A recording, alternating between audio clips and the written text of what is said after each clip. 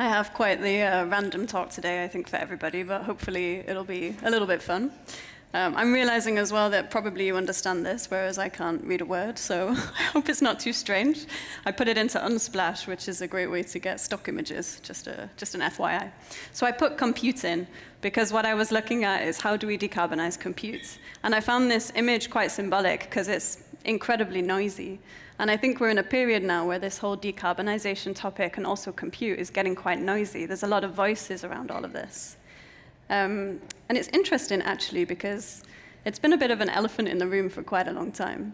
So compute and the amount of carbon that compute emits is huge. Actually, it's several % of the world's total power generation. So when you look at data centers, network operations, and distributed computing, it's really a huge amount. So I'm surprised this hasn't been a big topic for so much longer. And I'm going to frame it really quickly, but we all know about climate change, so I won't spend long here. But energy is the biggest emitter of carbon. And something that I always think is quite a stark reminder of where we're at is that current policies, we want to get to less than 1.5 degrees. Current policies, not even what we're doing right now, we still end up at more than double that, 3.1 to 3.7 degrees of global warming. So it's important. And when we look at data, we can also see that the situation is exploding. So some people are saying it's several % now, but in 2030, they're thinking about 8% of emissions will come from data. And we can see why. So data centers has been rising, but energy has not really been increasing. It comes from the internet, and nobody's surprised. It comes from crypto mining as well. And this isn't going to change. But what is changing is a few different things. But I want to focus in briefly on data centers and also have a little bit of national representation. But data centers consume between 220 and 320 terawatt hours of electricity. That is as much as the UK. So why am I here talking about it today? Yeah, I'm a climate tech investor, but why is it suddenly really noisy for me? Well, I don't know anything about advertising, I'm sorry. I know a little bit about climate, and I know a hell of a lot about nuclear reactors, which is weirdly relevant because of what Sam Altman is doing. He's started investing in nuclear. Actually, this year he announced that he's taking a nuclear energy startup public. A few years ago, he also invested in nuclear fusion. And a lot of people reached out to me saying, why is this happening? Why is nuclear making a comeback? And I said, well, I'm not surprised, actually. So from Sam himself, he's saying there's two things in the world that are limiting us. There's intelligence, and AI is going to crack that. But there's also energy. And his view is that nuclear is the solution to the energy crisis. And it's interesting because these aren't independent. As said by a fund that I really respect called Voyager, an energy and computational giant appears on the horizon as artificial intelligence. But that's not the only thing that's happening. We're also reaching the end of Moore's law. So the efficiencies that we've seen that have kept our compute within boundaries is changing. We're not going to be able to depend on that anymore. We need new technologies. We need new physics. So I did a bit of a deep dive. I nerded out, and I thought people might enjoy seeing what people are working on in this space. So starting with this startup called Submer. What Submer do is immersion cooling. What they basically look at is kind of immersing data centers in like a special liquid. And they do that in various ways, and they focus on this immersion cooling technology, and there's another company called Corinthus, and they do that direct to chip. So they model it off specific organisms that they've seen, and then they do cooling directly in the chip. So it's a way of thinking about how can we do compute, but use less energy to do the compute. And it's a really, really cool space with a bunch of startups that are emerging there. Then, if we think about physics, we can use less energy to do compute, or we can actually be more efficient. We can't rely on Moore's law, but there is another technology that we can. You've all heard of it, I'm sure. It's quantum computing. So I actually invested in this company. They're called IQM in Finland. They're developing a superconducting quantum computer, and they're one of the European market leaders. And it's absolutely amazing what these guys are working on. We have some really, really cool quantum computing technology startups emerging all over Europe right now. So that's an amazing way that we're using physics to try and tackle this issue. And then, going from the quantum level, there's a really cool startup looking to space as a solution. So these guys are based in Wales. And what they're doing is trying to build retrievable satellites. What they're trying to do actually is manufacture semiconductors in space. They believe that having these perfect conditions around microgravity is the best way to make really amazing materials that improve efficiency. So they're going to launch satellites. You can rent them for like a few orbits, and then it comes back, and then they just send it up again. That's the kind of future that we're moving towards. Then there's the obvious one, renewables. But renewables, whilst being a really strong solution, comes with an issue. You're probably familiar with it, but it's intermittent. And that means even though the big tech companies have some of the biggest renewable fleets in the world, it doesn't mean necessarily that all of their compute is green. There's startups emerging now that are trying to do 24/7 matching, so it proves that in any moment when you're using energy, you're actually getting it from a renewable source. There is greenwashing going on here around buying wind power plants and not using the electricity at the same time. So companies are looking at this. The interesting thing there is about shifting compute. If you shift it, you can make it green. And I find it interesting because actually yesterday, Google just announced that this is exactly what they're starting to do. In their data centers, they're starting to shift compute to match with when they have green generation happening. But it's hard. It's hard to do. Google obviously have a lot of control over their compute. Not many do have that. There's a startup called Helio as well. And what Helio do is they focus on rendering. With rendering, you have more control over the time when you're going to do it. So they shift the compute to do the rendering to different locations depending on whether there's green electricity at that time. But this is a really, really important and exciting topic. But this is why Sam Altman doesn't fully believe in renewables, the capacity that's needed and the timing that's needed. And that's why he's investing in nuclear. This is another startup, also very cool. I tried to invest in them. They didn't take my money. Devastated.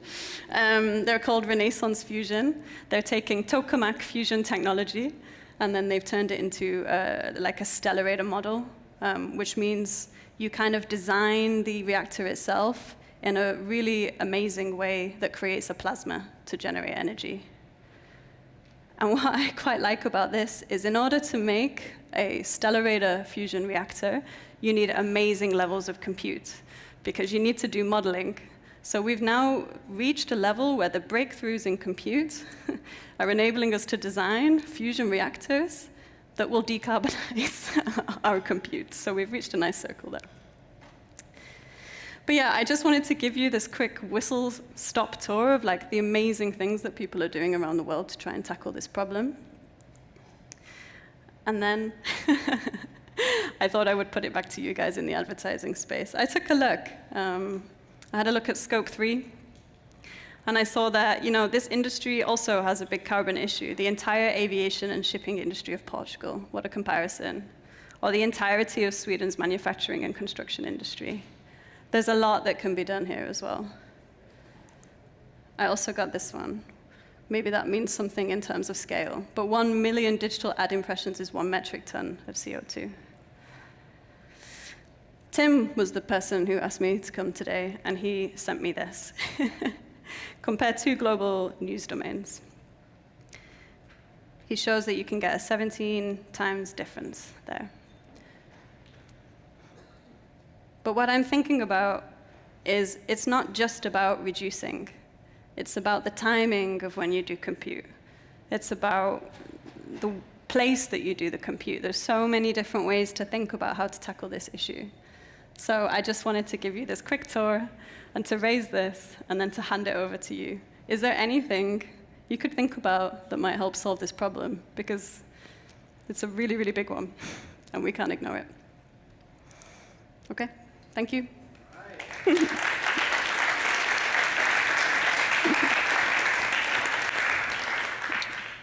Says Vicky right there. Can I call you Vicky? Vicky, yeah. Okay, cool. Yeah. I just met you beforehand, but I'm feeling closer already. Thank you, Vicky. Wonderful, wonderful presentation. It's great to see the whole breadth of efforts that are going on. Shall we get the catchbox started? Who's going to solve it? I think that's ultimately the question you have to deal with, right? So Sam Altman He's got his nuclear solution. Can I just put you on the spot and ask you real quickly, what do you think about what he's doing? I think nuclear is an amazing technology. Actually, before I became an investor, before I worked in climate, I used to decommission nuclear power plants. So I've seen how bad it gets. I've literally been inside in a gas mask, dealing with the radiation and contamination myself, and I still believe in nuclear. I think it's just an amazing technology. It had a difficult start, and if we invest in it now, we can really develop new technologies. We have small modular reactors. There's fusion coming through too. Yeah, I think it's fantastic, but it needs funding. It needs funding. That is crazy. I live in Germany, and it has let's say, a checkered past in Germany. Yes. I know talking about the Germans here understand. I know talking to my parents-in-law, who are German, live in Berlin. They remember Chernobyl, and they would say every day you would get like a wind report. You know, is it going to be dangerous today? Is it not? And you had a very big anti-nuclear sort of social movement. So you kind of seen the inside, and you think that it's still worth investing in. Very interesting perspective. Johanna, you had a... Okay. We'll do a handoff. There you go. How does what you just said about nuclear fit together with, as Ben said, political developments? Because in Germany, if you brought that idea publicly, I think you would be slaughtered, to be honest. So I kind of wonder how that fits together, and how you think what you think can be done in order to tackle that and bring those both very different opinions together and actually make something out of it.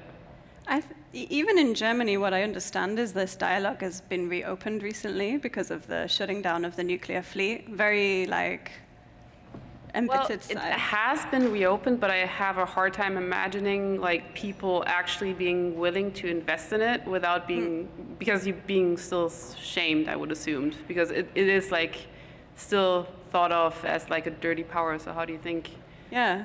No, it's interesting because the fund that I worked for previously is a German fund, and I was very surprised that they were then, even in Germany, discussing, maybe we should invest in nuclear, and it was all brought on by this, do we decommission the fleet or not, and then the issue with gas, and how do we cope with this, prices are rising, and we still have this whole coal fleet to decommission. So I think when you actually start making the comparisons, I mean, I can go dark, but I mean, what you can actually do is measure deaths by megawatt, for example. Deaths, number of deaths that are attributed to a particular power source. Oh. How many people have died? And when you compare fossil fuels to nuclear, it's just unbelievable because of the pollution in the air as well. So when people start thinking about this and start kind of really digging into the numbers, I think they can see that it's quite a compelling case. But it's not an easy conversation because it's such an emotive one. When I worked in Japan, I used to work at Fukushima, and there, the Japanese society was very divided as well. Right. So yeah, it's probably political death to bring it up in Germany, but there's some really cool pieces around all of these things where if you get into the science and the numbers, the story is compelling. Super interesting. Thank you. Yeah. More from the audience. So I actually have more. I think it's really interesting. I feel like I know you're going to say patchwork is the answer, but we did hear before this morning quite a bit about sustainability in our industry. And you showed before, a very simplified supply chain, as we say in the business, compared to a typical one where there are so many ad calls being made and data calls being made and that sort of thing. And even in that industry, it's a very difficult thing to think about, because we talk about figuring out what you can do, but at the end of the day, there's that compute, right? At the end of the day, there's a server farm, and it's in the middle of nowhere. Maybe someday they'll be at the bottom of oceans, I don't know, but it's somewhere where people don't go very often, and it's using energy. So you kind of gave the other side of that with how you do it, but it's a long way of asking a short question. So thank you for bearing with me, Vicky. What do you think, if I had to put it to you, gun to your head, if you had to pick your two favorites, what would they be? Because you presented several here just now. Yeah. I mean, there's the real rock star science fiction technologies, of course. But I love the really simple solutions where one is the 24/7 showing, is it renewable or not? Like getting rid of greenwashing, giving everyone the clarity to actually then make decisions and be informed. So that's super boring, but reporting. The other one is this shifting of compute, because you can also do demand response. So if you can turn it up and down, you can balance the electricity grid. So it's not only making it green, you can actually support the infrastructure for renewables. It's really hard to do, of course. I think people need to think about the fundamental business models of things, which is really hard to have any kind of change on. But maybe there is some thinking to be done around, does it need to happen now, or can it be shifted even in 15-minute blocks? Because that will make such a difference. I don't know if that resonates with anyone, but no, it would be very cool. That's a good point. But there's also the thing in the advertising industry, and I've heard, especially AdNet Zero, people who are doing great work over there, they've kind of taken the leadership role, the vanguard in leading the advertising industry onto greener pastures. And they just say, don't let the perfect be the enemy of the good. Like, let's try to do what we can now, which is, I think, along the lines of what you're saying. I did see someone seize the catch box, so please. Hi. Hello? Hi. Fascinating talk. Cool. I'm really enjoying this event. There's a lot of really interesting people. Why wouldn't the tokamak people take your money? Oh, I didn't offer them a high enough value for their company. Oh, okay. It was a very competitive process. Yeah. Have you got any, and this is a boring question, but have you got any recommendations for people who aren't investors but would like to do, support industries which are, you're going to make them money, but also, sustainable? So where should I spend my money? You want to use your skills, or you want to spend your money? Buy some shares in someone. Yeah, there's a lot of kind of crowdsourcing platforms. So basically, you can chip in with other people, and there's different ways of doing it. There's websites where they'll just put a startup up, and you can all chip in a little bit, and then in aggregate you'll invest. Have you got any recommendations? Any tips? You're really pressing her. Yeah. I want to get a return. Are there lawyers in the room? Are we? I'm like, okay. No. It's really crowdfunding. There's one that's called crowdfunding, but if you also just search for crowdfunding, you'll find a few different versions of the platform. You're British as well, I think, right? Yeah. It's really big in the UK, so there's a few really cool ones there. Cool. Yeah. Yes. I can also tell you a few. Yeah. We can have Thank you. Yeah. All right. Well, Vicky, thank you so. Oh, we have one more. We'll get one more for Jens. Hey, thanks for the presentation. It was very interesting. It's not a question, but you asked in the end, what can we do to improve things? And what I think we can do, and it's maybe a little bit of self-advertising, but what we do very well at eyeo is taking a holistic view. It seems very compelling to just remove all ads and block whatever we can block, but taking a holistic view, looking at the supply side and looking at the full picture of everything related to the ads on the internet, and then trying to figure out what is the best solution that is in the end a compromise, because the user wants to block all ads, but it's not only the user, it's more entities. Yeah. And that's what we try to do, and I think that's a good path. That's worth following. Cool. I couldn't agree more. We work for the same company, though. So, but Vicky, thank you so much for that tour de force. Yes. Let's hear it for Vicky. Thank you.